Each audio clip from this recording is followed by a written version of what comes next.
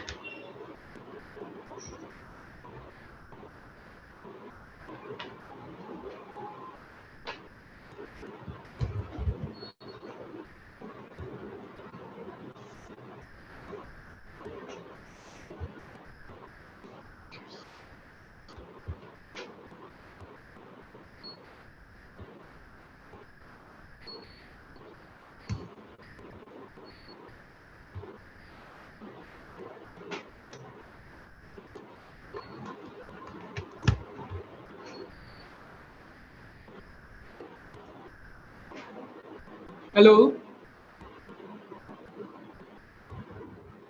Hello, sir. Good evening. Yeah, good evening. So can you hear me? Yes, sir. You are Okay. audible. Okay. Yeah, because my laptop audio is so bad that I can't really hear. I can hear you. Yes. Okay. Let me try to share. Yes, sir.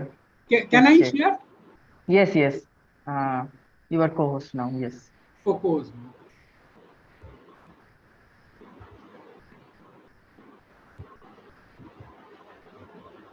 I haven't given an online lecture for quite some time.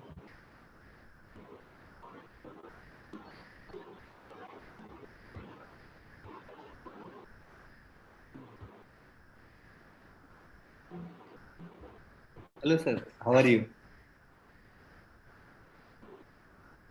Hmm? This is Oh, hello. Yeah, how are you? yeah, I'm fine, sir. How are you? Yeah, fine, fine. So I was saying that I haven't given an online lecture for quite some time. Okay, okay. Things are offline now. So Yeah, nowadays, yeah.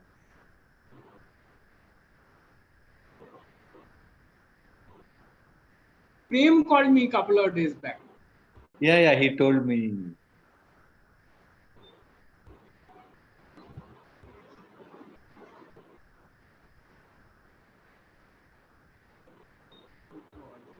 Yeah.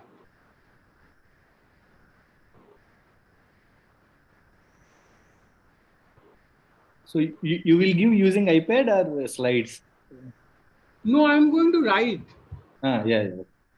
So in iPad. Yeah, that is generally and that is better. But I haven't written on this thing for quite some time. That is that is also the case. Okay. So okay, let me share this and then mm, yeah, share what? No, new. Yeah.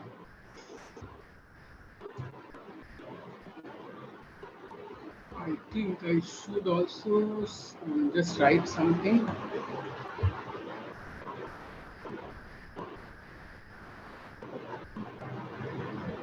Hmm.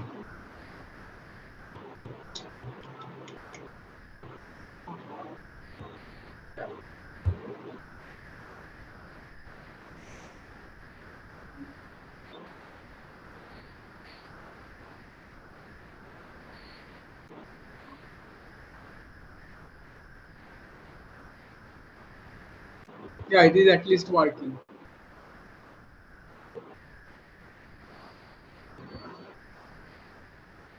Beyond, I think this is the title I gave. Uniform distribution.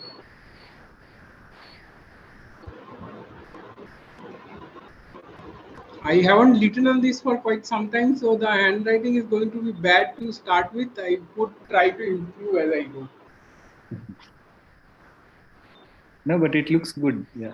Okay. And it's very humid also in Chennai now. So Yeah. it's sweating. My hand is just sweating. It's just starting to become hot. Yes. Okay, I think probably I should just. This is an unsaved. I just opened it, so maybe I just save it so that.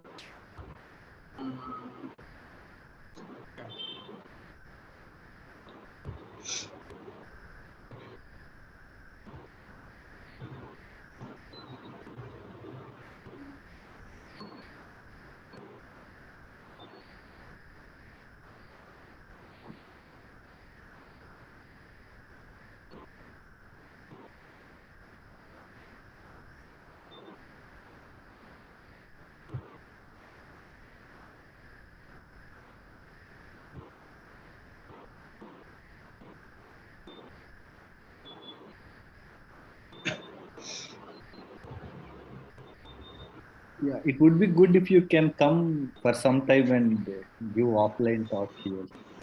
Oh yeah, surely. So I mean, this year so far is going a bit busy, so I'll definitely come. Yeah. Yeah, I mean, I think you came in I mean, like 2000. end of this year.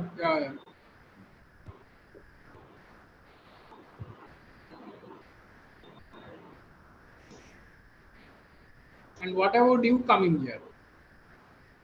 This summer I am planning to go to Marseille. Oh, okay. I mean, but it's very uncertain. Why?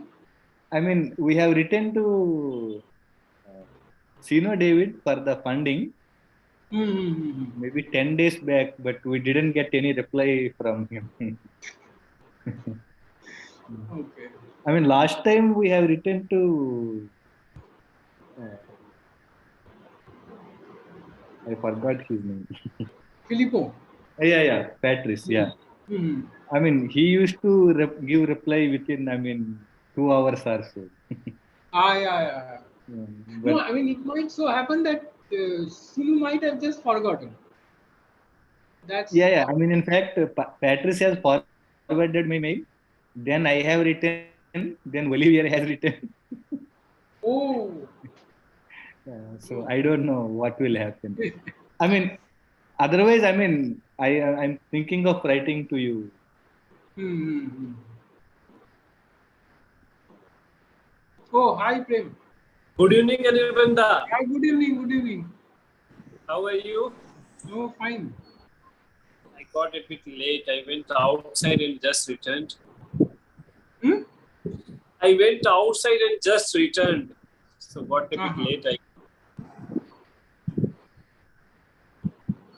You are at office or at home? Home. Achha. No, I'm not going to stay in IMSC this late. And on Saturday. Saturday, I do not generally go.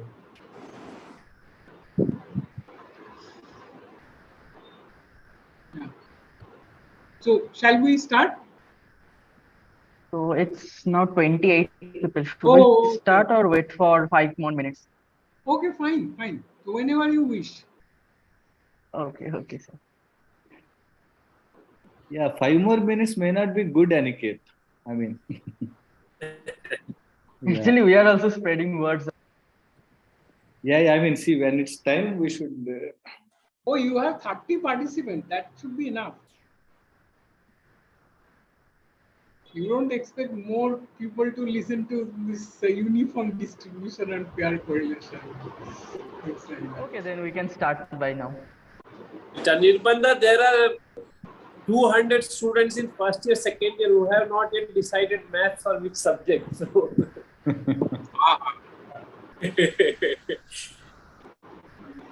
let's hope that.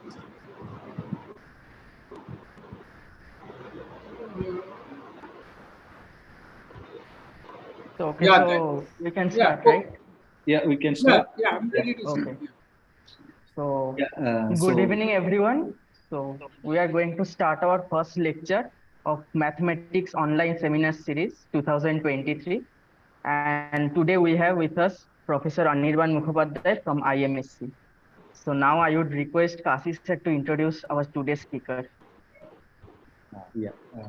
So good evening, everybody. Welcome to this Mathematics Online Seminar. This is organized by the team called Project Spiral.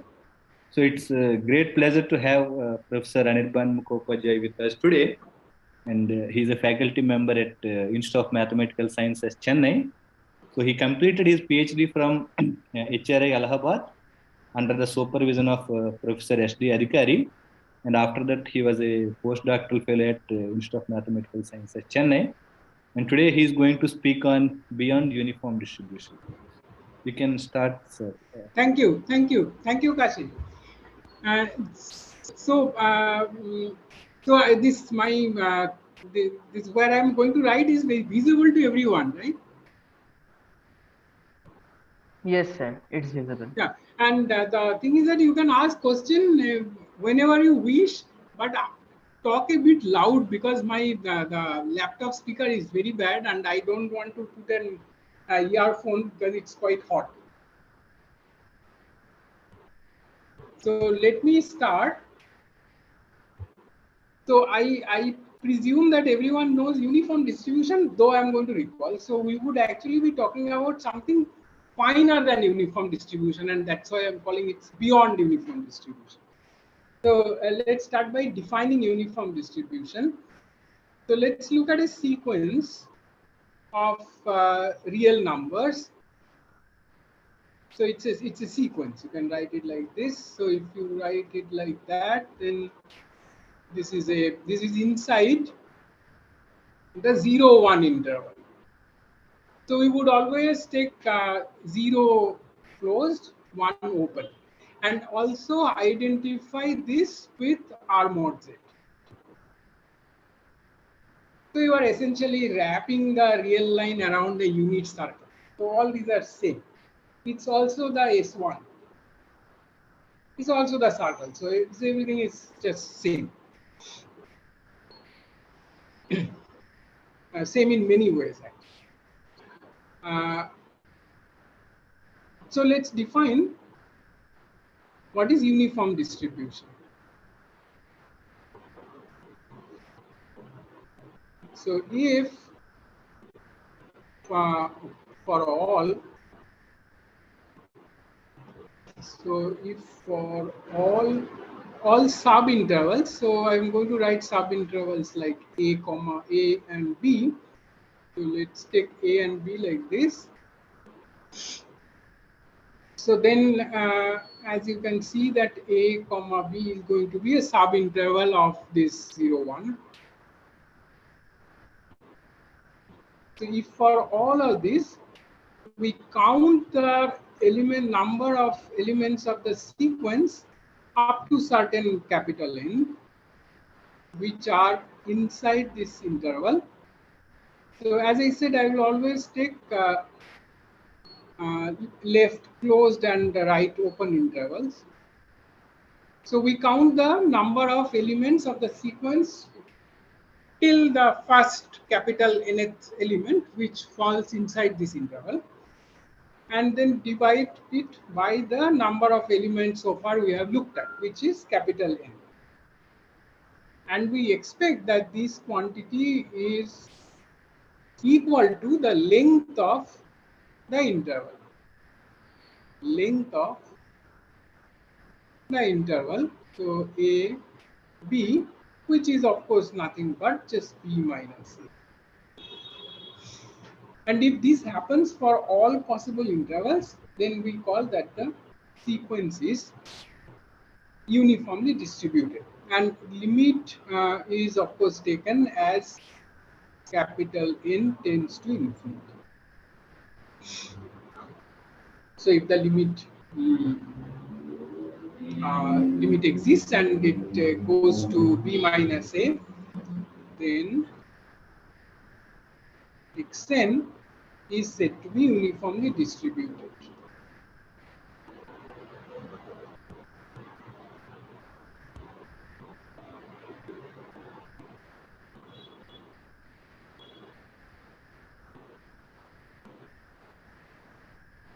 Uniformly distributed.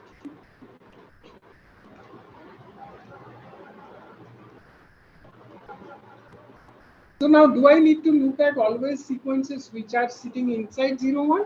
No. We can look at other sequences of real numbers and then just look at the fractional part. So in fact, the first example is going to be like that. So we look at this sequence. So let alpha be a real number. Let alpha be a real number. Look at this sequence, alpha, 2 alpha, 3 alpha, all the positive integer multiples. You can also take negative integral multiples together, it doesn't matter, but let's just keep to the positive side. So all the multiples.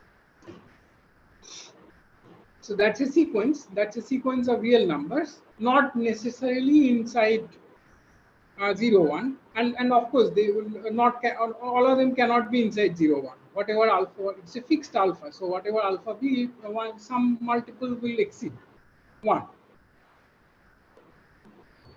So then this sequence, so which is nothing but n alpha, n greater than or equal to 1, this is this sequence to infinity, and this is uniformly distributed.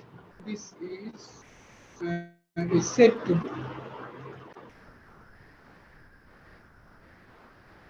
let's write UD to stand for uniformly distributed. Uniformly distributed, we're going to write UD. Said to be UD. So uniformly distributed. Now we say that modulo 1, because we are looking at the fractional part. If the sequence of fractional parts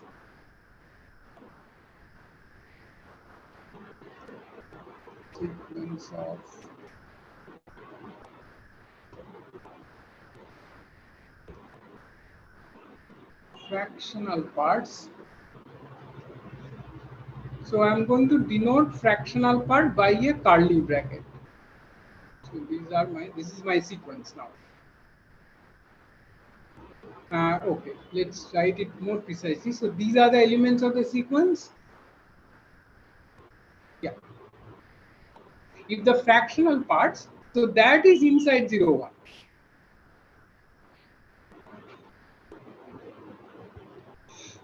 It could be 0, but it's not 1. So that's perfectly fits inside this.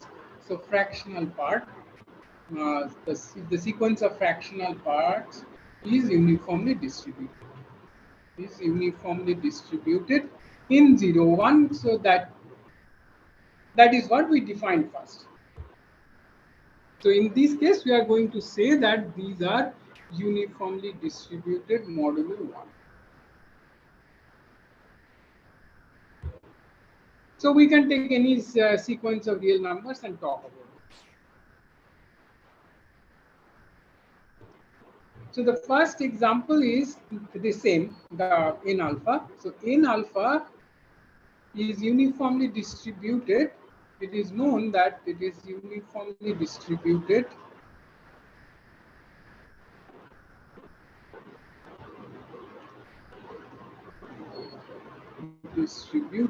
for all alpha which are not rational. So for rationals, you can, if you just think a little, then you can figure out it's obviously not uniformly distributed. Because some multiples are, after some multiples, they will just be start becoming integers, and then it will just rotate, just a few finitely many entries, and then that will repeat. So that can't be uniformly distributed.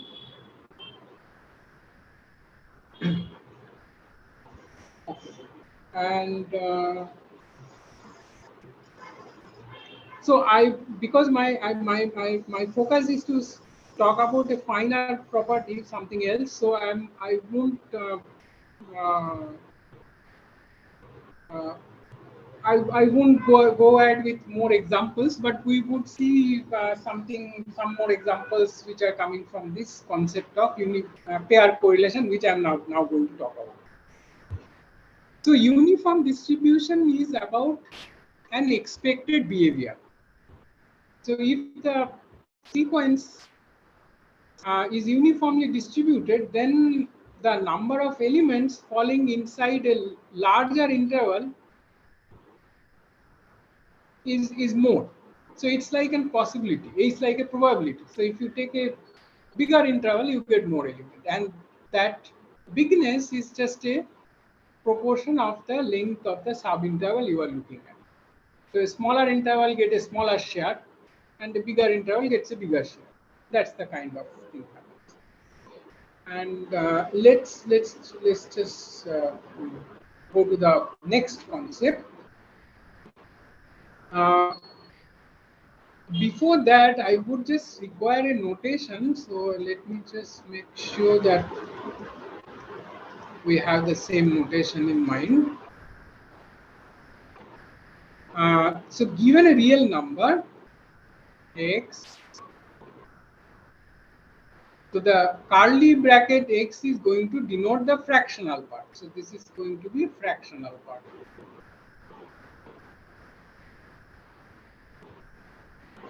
Fractional part. So x is an integer plus a small thing less than 1. That is the fractional part.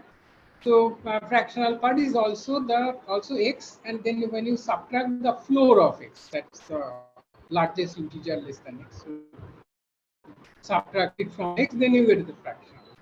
So that's the fractional part. And so fractional part can take value between 0 and 1 with 0 closed, and for an integer fractional part is 0 and 1 open.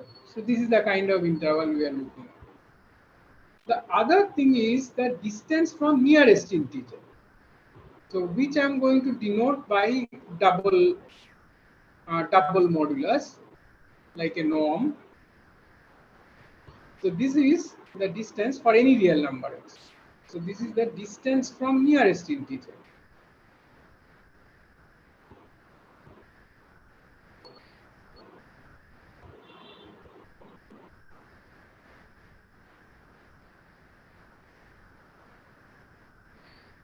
Integer, and this is going to take value between 0 and half with both sides closed, because it can take 0. Of course, if it is an integer, then it's 0, and it can be just halfway between, like 0.5, 1.5. Then it is just half, exactly half. So it's a closed 0 half interval. So these are the two things we should keep in mind. I would use them in the definition. So our important definition is the following. So let xn be a sequence, again inside 0, 1. Oh, sorry, it is n greater than 1. Be a sequence of reals, of course, in 0, 1.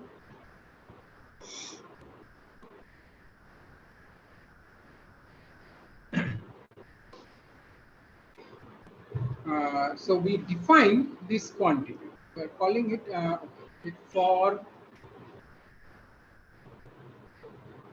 any s greater than 0, any real number, any positive real number, positive non-zero real number. Define this quantity. R. Let's stick to a. Okay, let's write s n and xn. The sequence. This is the number of elements. First of all, it is the number of elements. 1 less than equal to. I'm going to explain this, so this is not easy to get. So this is the number of tuples of integer m and n up to capital N, such that I look at the distance between xn and xm and look at the distance from the nearest integer. So I subtract xn from xm and then look at the distance of that number from the nearest integer. So we will look at with this norm, and this is less than equal to s by n. So this is what the set is, and also we divide by 1 over n.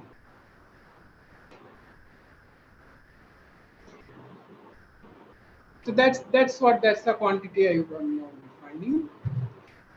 And let me add a page. Let's see what this quantity is. So I have these pairs xn, xm. So xn, xm. So I have these pairs. I'm looking at pairs of numbers with m not equal to n And we are generally going to assume that they are distinct. So, so m not equal to n, and then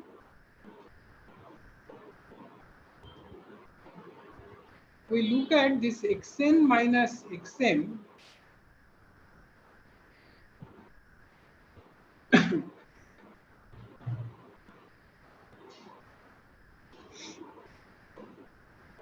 and let's suppose that that falls inside inside 0, 1. Suppose it may not, it might be a bit negative as well. That's possible. So suppose it is inside. So let's suppose that would make it easy to understand.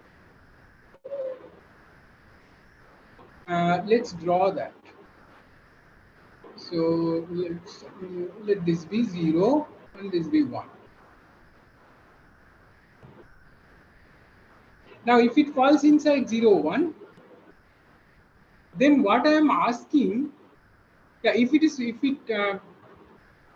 it falls inside 0, 1, then it might so happen that it is close to, it might be close to 0 or it might be close to 1. And in both cases, it can satisfy this condition.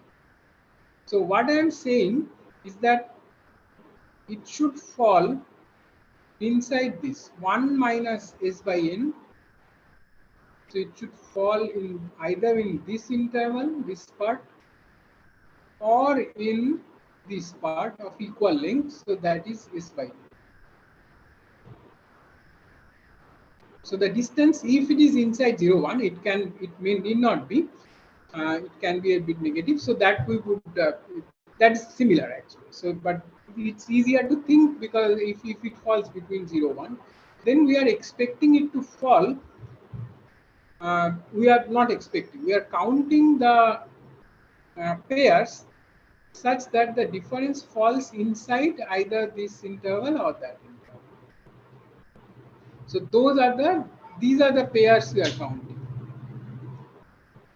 These are the pairs we are counting. And now what should we expect? So what should we expect? So the combined length of the interval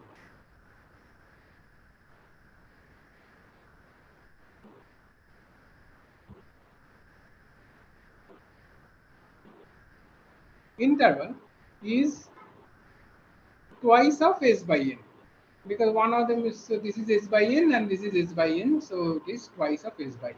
So that's the length of the interval. And how many things we have? Number of pairs. So number of pairs. So number of pairs are going to be n into n minus 1. Okay? Because we don't want to count the same one twice. So m is not equal to n. So therefore number of pair is n into n minus 1. But that is roughly n square. So if n is large, then it is n square. Roughly n square if n is large.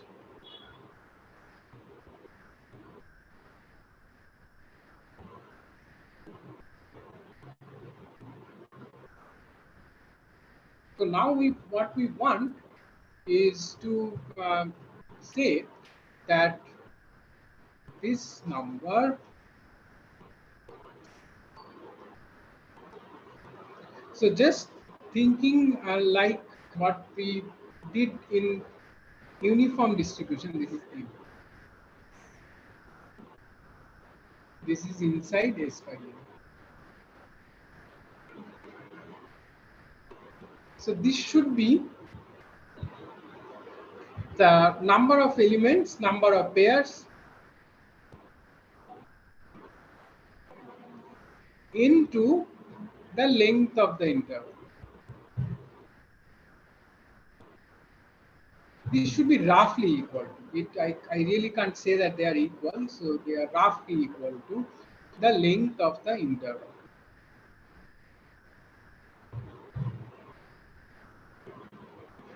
So this is what we would expect. We expect this. So that will be an uniform behavior, just like in uniform distribution. So if it is number of pairs into the length of the interval. So how much is that? So number of pair is roughly n square, and length of the interval is 2s by n, giving us n times 2s, or rather 2s n. 2s. Now if I divide by n, so divide both sides by n, so curly brackets 1 less than equal to m less than, such that, so these are the pairs you are counting. This is the property.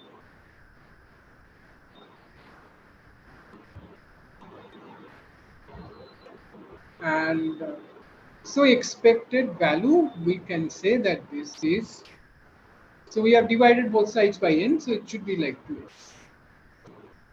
And what we wrote on the left side, so what we wrote on the left, so this is exactly what we defined earlier as Rs n xn. So this is exactly the R of S in xn.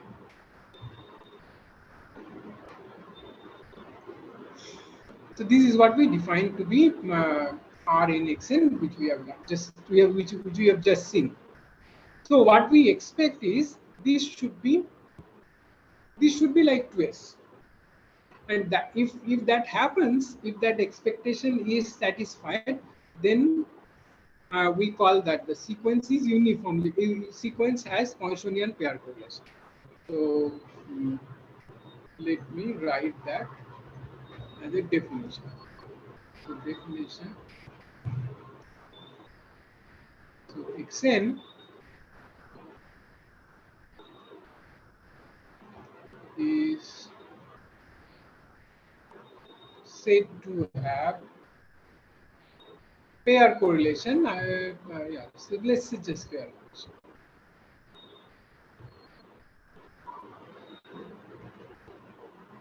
It's called Poissonian pair correlation. We just say pair correlation.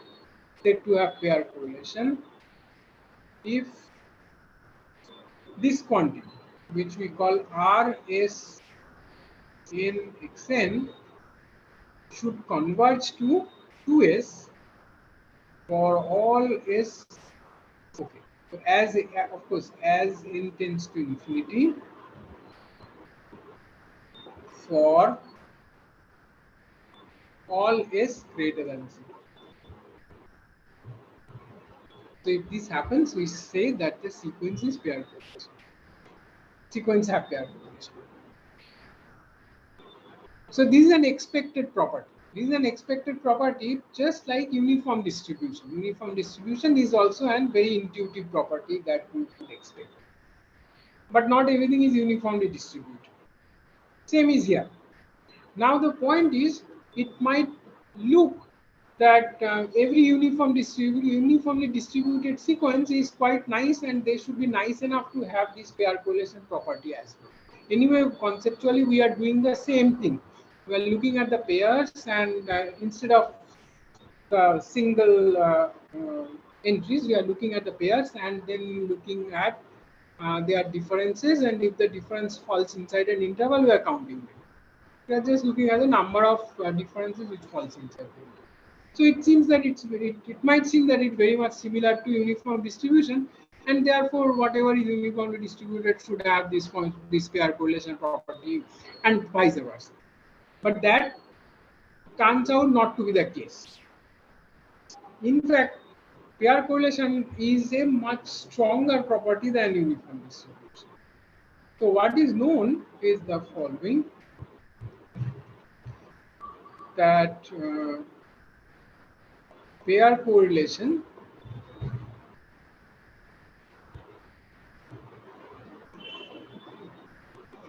implies uniform distribution. So if a sequence has pair correlation property, then it is uniformly distributed. But the other direction is not true. UD is not necessarily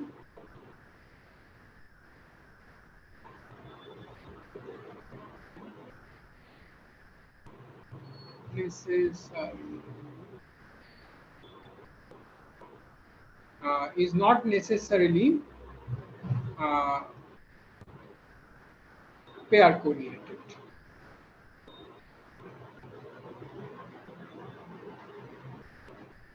The same pair correlated. In fact, it is known that in alpha is or does not have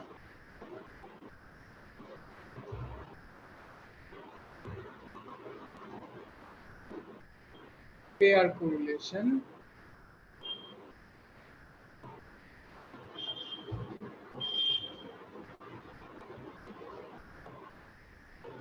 for any alpha, any real alpha, never has pair.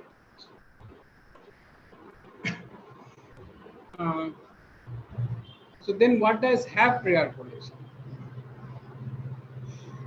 So that's actually quite difficult. Any example turns out to be difficult. So there are certain exceptions.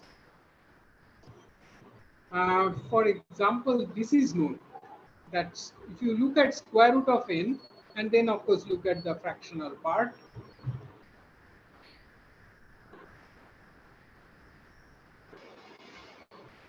this has, okay, let's abbreviate this by PC. I'm calling PC, or even yeah, okay, this has PC. So this is pair. This has pair correlation. This is known. It's a non-trivial result, and it is expected that. So I should write that as well. Expected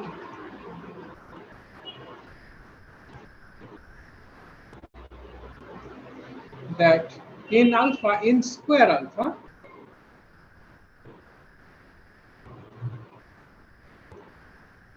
so I can just write the sequence like this. So with the understanding that we are looking at the fractional parts. So whenever I write a sequence of the reals, we look at the fractional part and then talk about this part.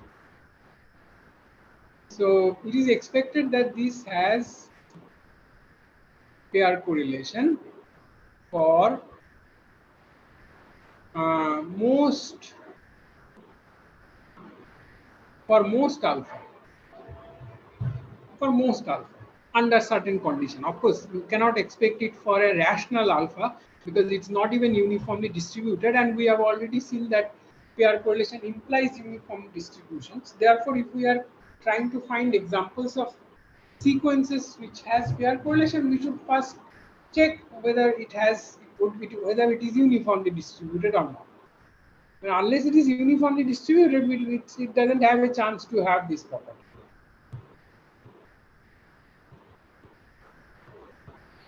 So as I've said that the examples are hard to find, but there is something interesting about this sequence n square alpha, which I would just say, let me add a page. And but what is known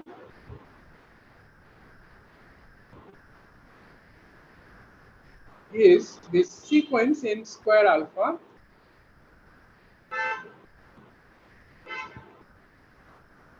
and as I said repeatedly, we would always be looking at the sequence of fractional parts whenever I'm looking at a sequence of general reals. So it is known that this sequence has pair correlation for almost all alpha. So for almost all alpha in the Lebesgue sense. So almost all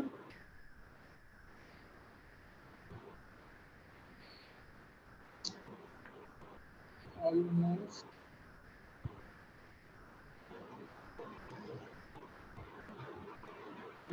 in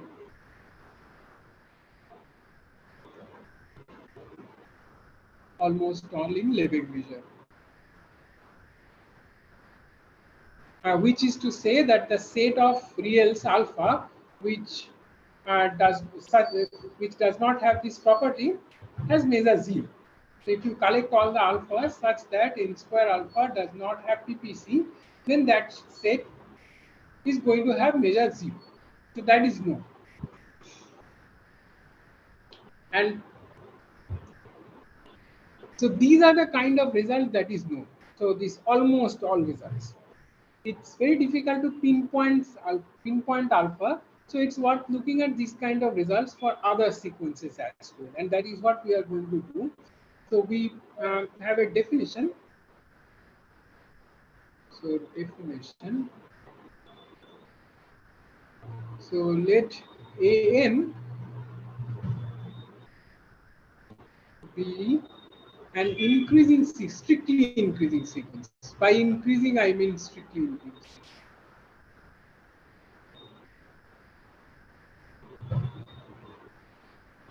Sequence of integers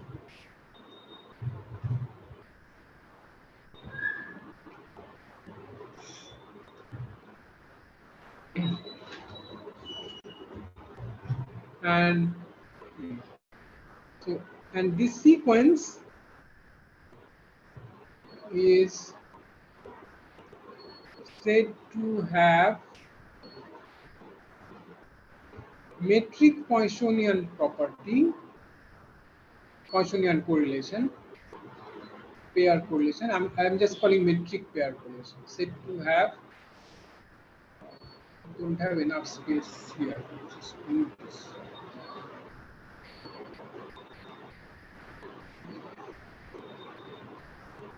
Said to have metric pair correlation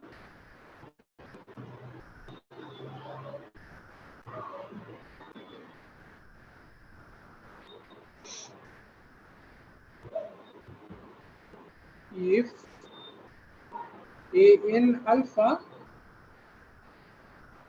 has pair correlation for almost all alpha. Again, in the sense of Lebesgue measure.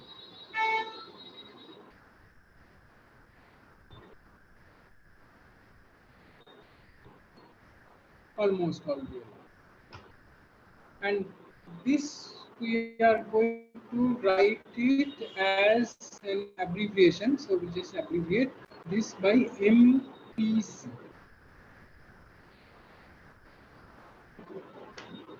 So metric pair correlation we just call MPC. So already I just said that n square. So that's an example. So this is the first example. That this sequence of squares, so these are squares of natural numbers, this has MPC.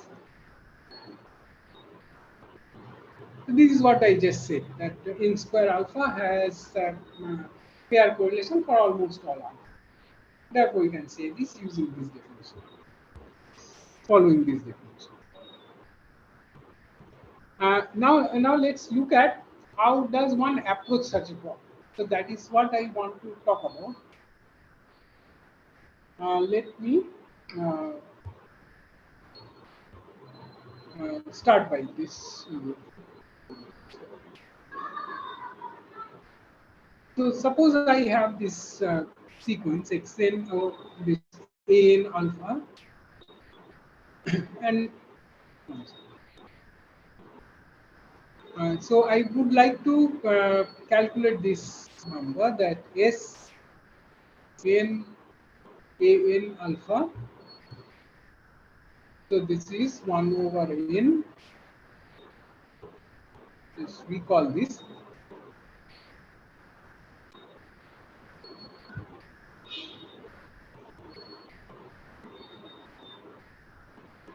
So an minus am, we can write it like this, and into alpha.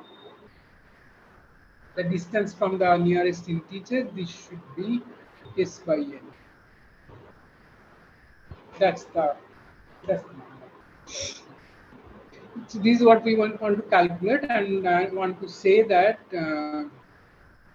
so this goes to 2s as so this is just to recall this. So P is pair correlated, this is pair correlated if this happens. If this happens. Anirbanda, Yeah. so do we know any irrational alpha for which Yes, exactly. So there's a precise example. Yeah, there were some examples known. There were some examples known.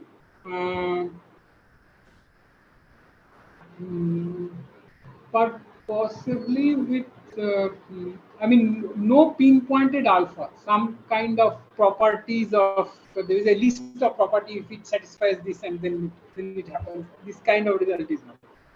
okay, but no explicit example. No explicit example. Yeah, no explicit example. Okay. And another thing that the sequence n doesn't have MPC, right? No. Yeah. Okay. Yes, exactly.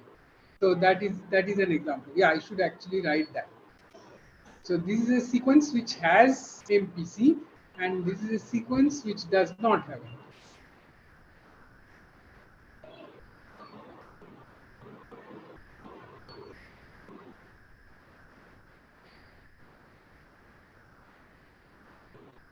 Yes.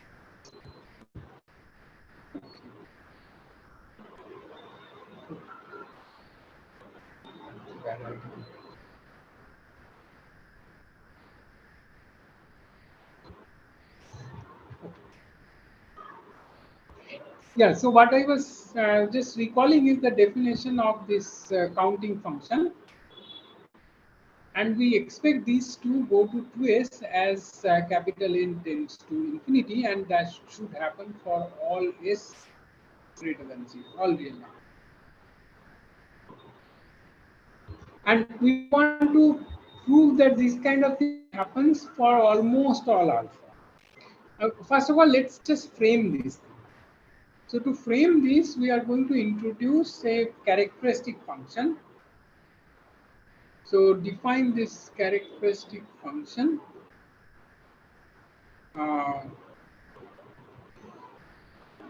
So phi s by n, s by n, say, let's write it. So this is a function on 0, 1. So it's a characteristic function. So it's going to take value only 0 and 1. You can just think of it as a real function, but it's going to take value 0 and 1. So what is this function? So x by n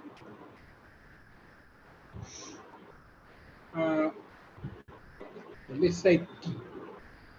This is going to be 1 if the distance from nearest integer is by n and 0 otherwise. So that's the function. So therefore, R. Okay, let's use another notation as well. So a new notation, just to write it, make it a bit smaller, easier to write. So notation R S N alpha. Let's write like this. So this stands for, I'm just dropping that A.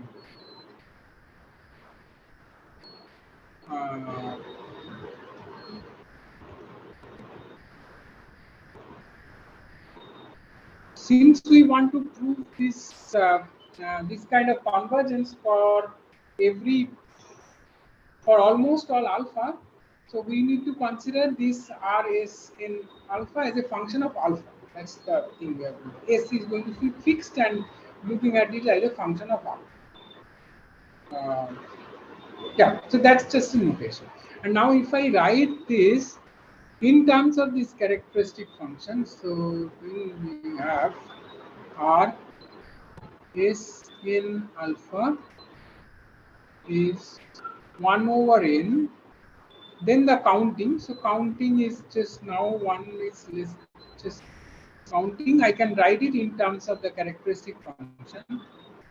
So chi of s by n a n alpha by a n. So I can write it. Or in a slightly nicer way, I can just subtract and write a n minus a n into alpha. So this is what it is. Now what we have,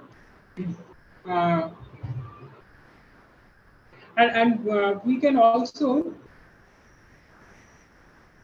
write a Fourier expansion for this function.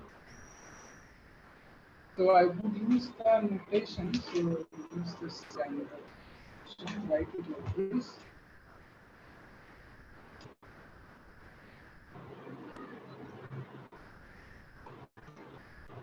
So there is a bit of a thing to be, bit of a clarification to be given. So CR are the Fourier coefficient, then E of Rx, so this exponential function, it's usual Fourier expansion, and but this equality is questionable. I would just explain it. Let me just write down the notation first. So E of Z is exponential E of 2 pi I Z.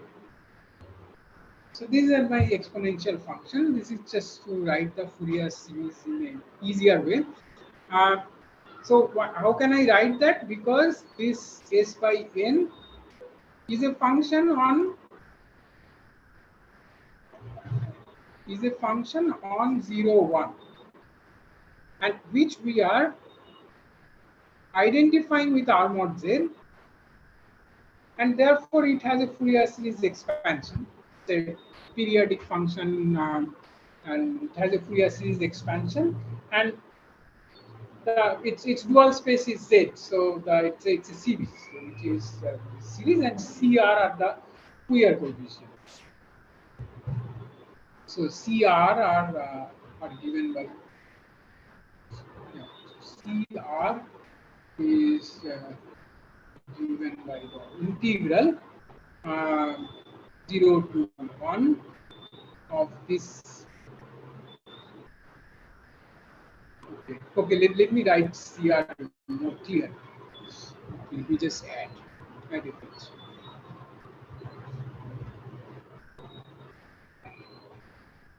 CR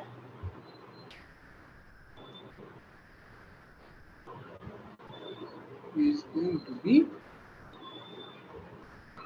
0, 1, or you can, this is an integral over R mod Z actually. You can write 0 to 1, you can write R mod Z, it's the same. And the function is by n, say t,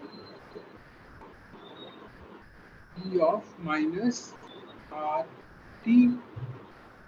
So this is the Fourier transform, and we have the Fourier series. Now this is this. Why is this equal? So this is not an equality of functions on R mod Z. This equality is in L2 space. So this is an equality in L2. So in square integral function. So this is in L2. It's not a regular equality. So I would in fact replace this equality by a tilde, because it's not just an equal function. It's an equality only in L2.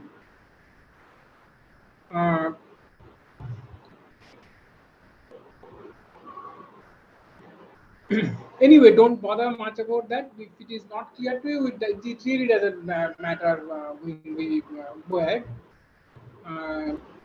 So just remember that there is it's not a regular equality of functions on R mod.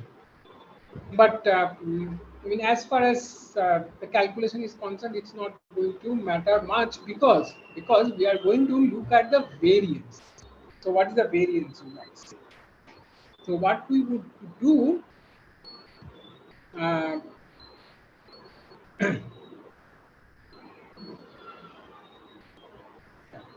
so let me just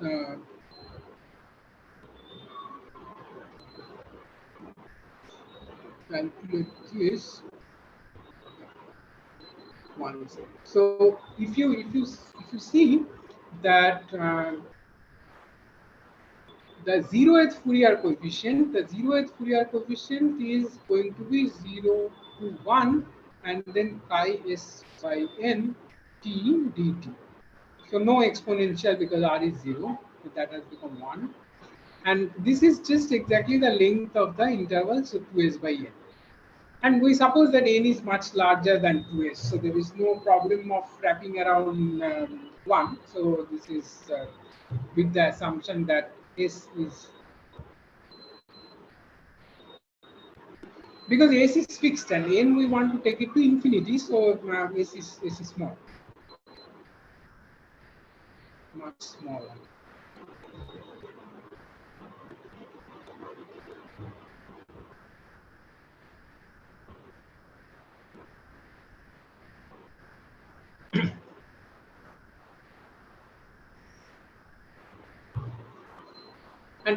And this is what the expected value is. So of course multiplied by n, that will come when you just do the count.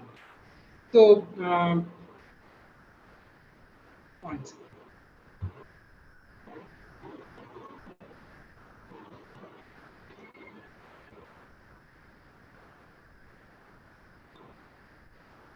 So if I now integrate r alpha s, okay, let me just, sorry, s n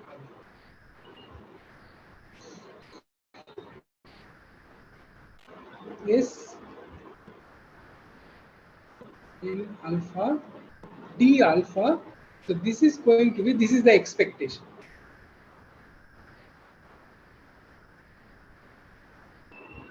So I am thinking of this function r s n alpha. S is fixed and it's a function of alpha.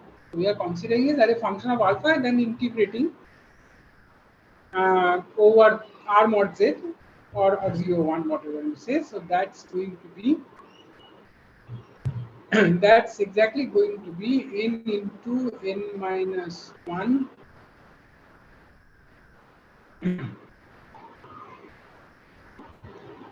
by n square and 2s. So it's going to be exactly like this. So if you do the integral,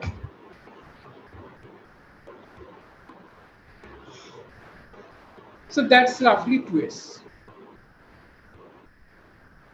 So that is roughly 2s. So we want actually the expected value. That's the main thing.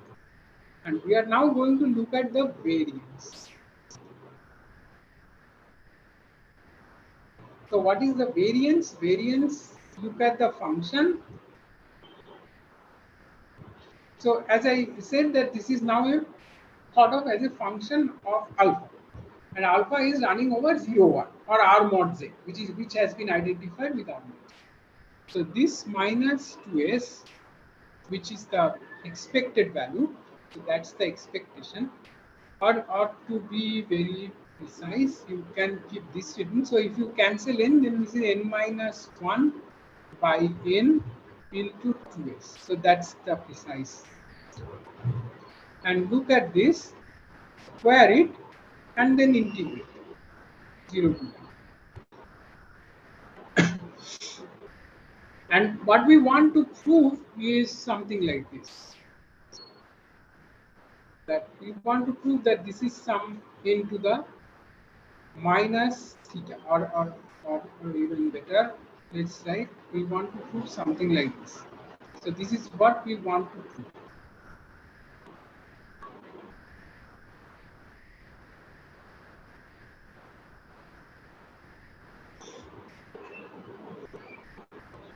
And then by applying, if we can do this, then by applying the Borel-Cantelli lemma,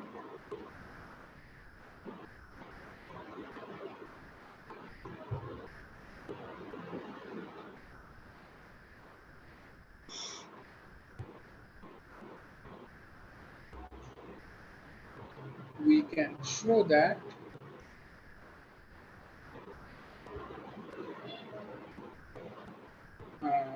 this AN alpha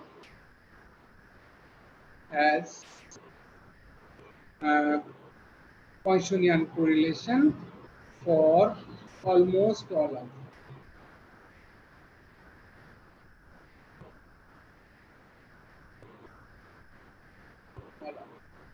Now the use of Borel-Cantelli lemma is not and concluding it it's not very straightforward. It's a bit technical, because what will happen that you are going to save only a little power, a very small power, and therefore so let's if I write this variance as say Vn alpha, because that's what matters. Alpha, no, sorry, alpha we have integrated. There is no alpha. Sorry. So this I should write it as Sn. And at that point, n is more important. N is the value. So B alpha. So what we would to apply Borel-Cantelli, what we would like is the summation Vsn to converge. So this we would like to convert, but that will not happen if we have a very small power. If we have a very small power of small negative power of n, that series may not converge.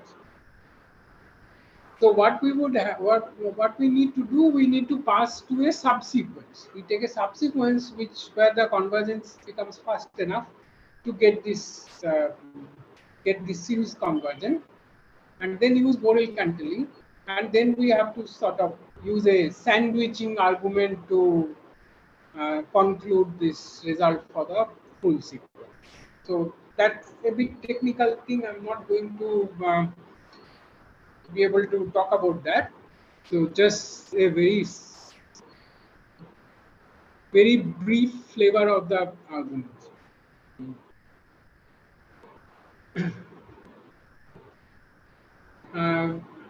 But what I would like to talk about, I have very little time left actually.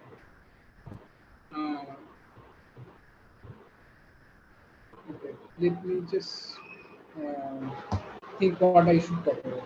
So, in fact, when you calculate the variance, you get a very interesting sum.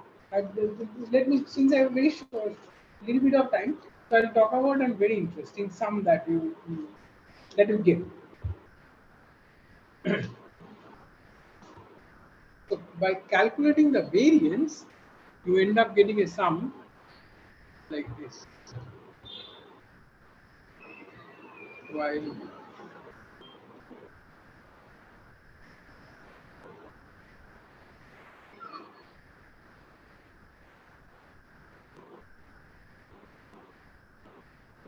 variance, you get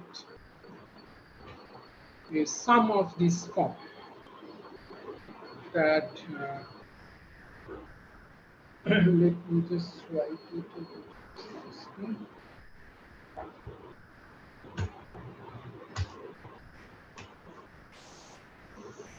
So V and W are variables running over non-zero integers. I would just explain what this notation is. Rn of P, Rn of W, and then I have WV, the GCD the square root of the absolute value of the product. And these things, which I can just write, this is the number of way you can write W as a difference of this AN and AM. Let me write.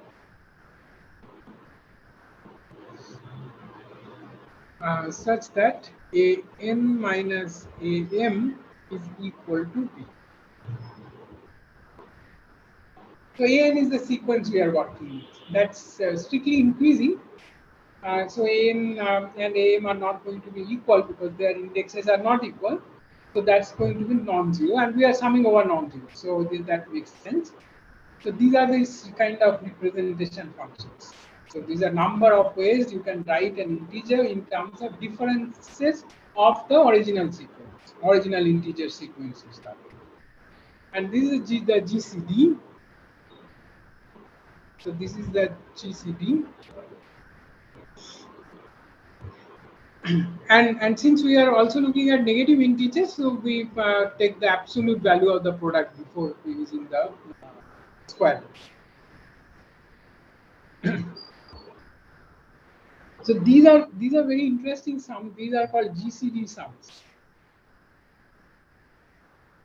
So GCD sums, and there is an interesting literature and a lot of work on these GCD sums. This connects to Riemann zeta function actually, and a very interesting thing happens in this. So these are GCD sums. So it need not be need not have this representation function. You can write it in general that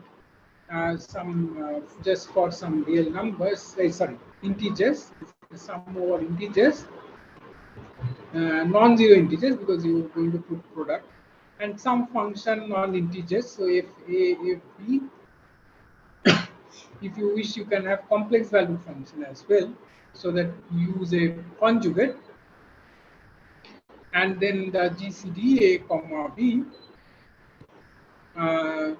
So usually it's considered with this, that 2 alpha and then product AB with alpha.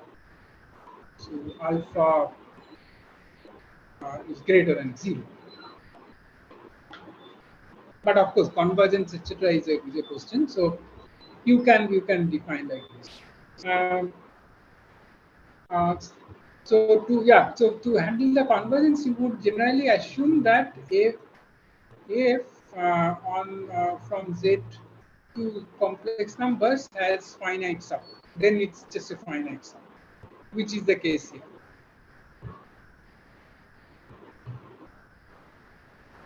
Finite sum. So these are just finite sums, which is well defined.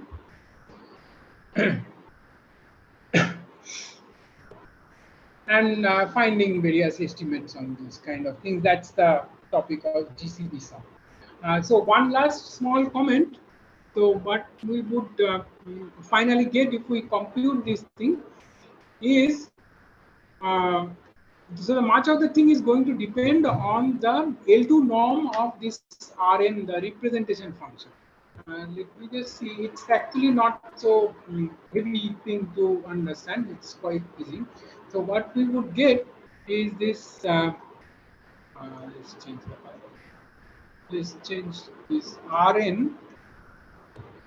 So we are finally going to get this kind of thing, we sum over B and square of this. So that's what I call L2 norm. And these are finite sums because not everything is going to be represented. We are looking at only finitely many differences. So yeah, so just remember that these are going to be finite sums because we are just looking at ANs for small n up to capital N. Small n and m are up to capital N, so we just have finitely many elements. So it just represents finitely many integers. And this is what we are going to look at. And this is going to be exactly same as this quantity, that M, N, K, L, all integers, such that so they are all integers between say 1 and n. So this is in all are 1 and n, and such that am minus an equal to ak minus an. So this is a very arithmetically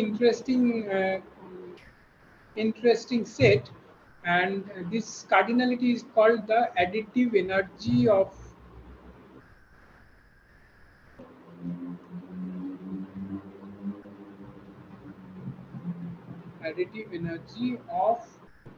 the sequence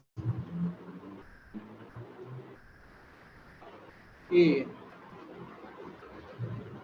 So all these things connect together. Actually, we started with something else, but this comes to this kind of a combinatorial object as well via this GCD. So okay, so I'll just stop here. I actually have taken more than the allotted time. So yeah, questions are welcome. Yeah, before going to the question session, I request everybody to thank Professor Anirban Mukhopadhyay for his wonderful talk. Thank you, sir. Any questions? Sir.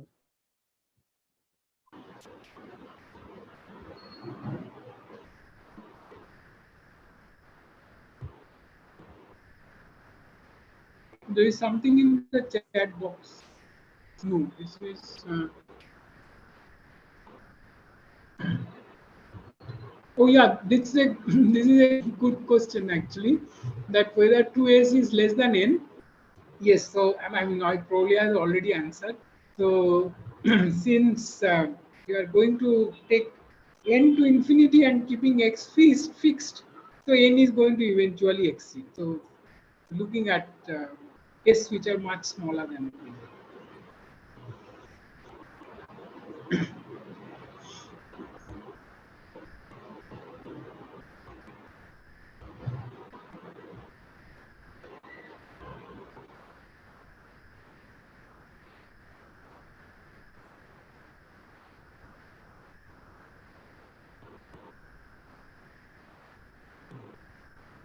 Any other questions?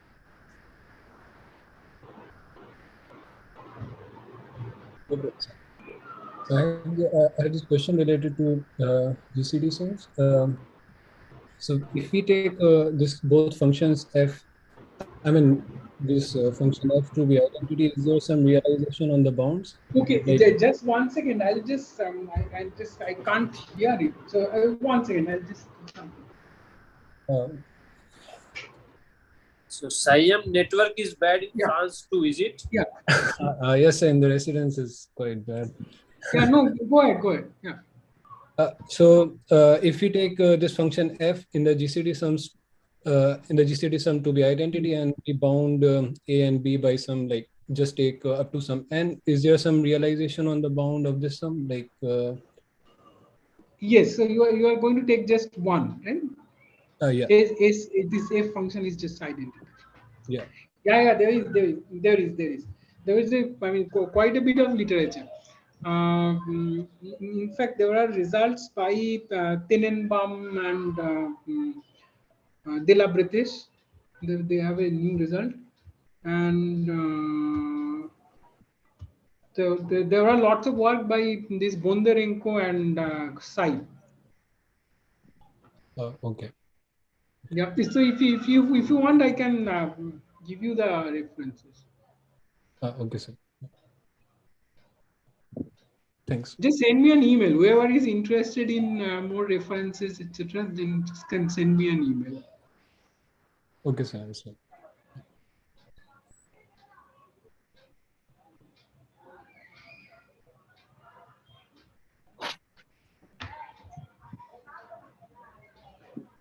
Any other questions?